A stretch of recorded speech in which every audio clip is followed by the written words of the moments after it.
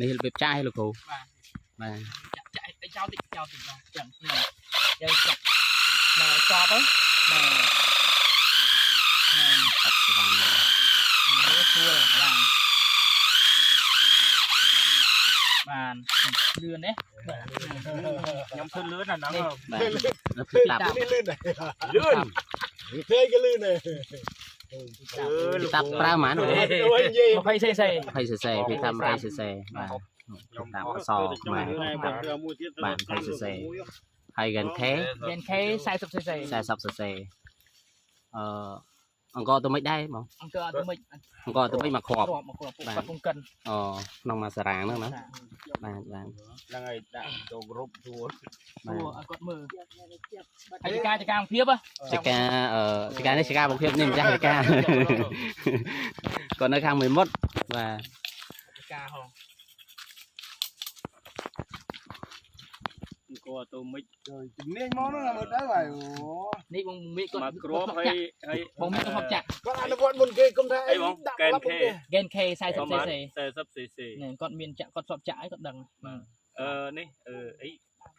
ពីតាប់បងពីតាប់ហ្នឹងប៉ុន្មាន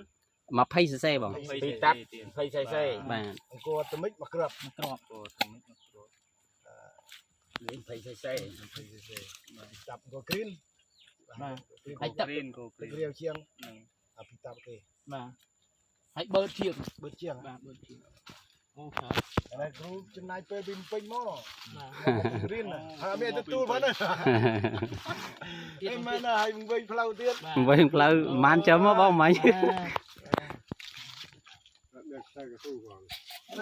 អត់មិនមកគាត់មានតែទីយើងនៅពេលលាជួបគ្នាច្រើនទៀតអីគេបូមនេះចឹងហើយកោសពហើយកោសពរាវជាងងាយស្រួលទេរាវហើយមើលទៅមើលលឿនជាង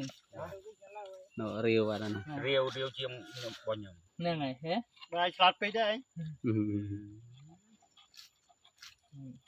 តែមិនបោះបងខាប់ទៅមានខាប់យ៉ាងណាហ្នឹងបាទ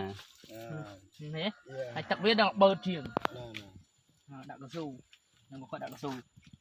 ដាក់កស៊ូចេញទៀតដាក់ហ្នឹងអូកស៊ូចោះប្រឡោះទៀតណាចោះបើអត់ចោះមិនកើតហ្នឹងអូចូលយកចេញទៀតឃើញមុនដាក់មុនអញបានប្រឹក្សាបល់មួយគាត់ទេលើគាត់ដាក់រត់លើមកអូខ្លាចអូទាញកស៊ូមកអត់កុំធ្វើបញ្ញាពេកទៅយូនពេកបាទពេកតែទូអស់ណាបងនៅក្រោមដើមសាម៉ៅនៅសម្លាំងតូចមកមកយកទៅយកឡានវិញឡាននេះវាយ៉ាងពេកឡានវិញឡានល្អអរគុណ